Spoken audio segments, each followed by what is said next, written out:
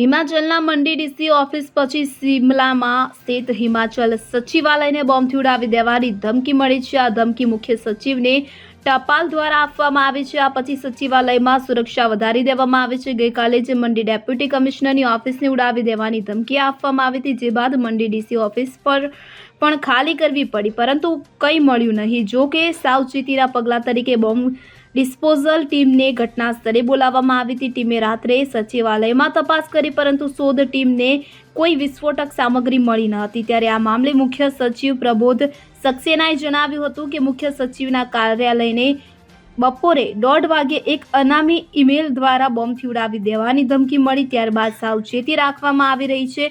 વધુમાં તેમણે લોકોને નહીં ગભરાવા અપીલ કરી છે કે મેલ મોકલનાર વ્યક્તિ વિશે માહિતી એકત્રિત કરવાનું કામ ચાલી રહ્યું છે અને આમાં કેન્દ્રીય એજન્સીની પણ મદદ લેવામાં આવશે. Bureau report CN24 news.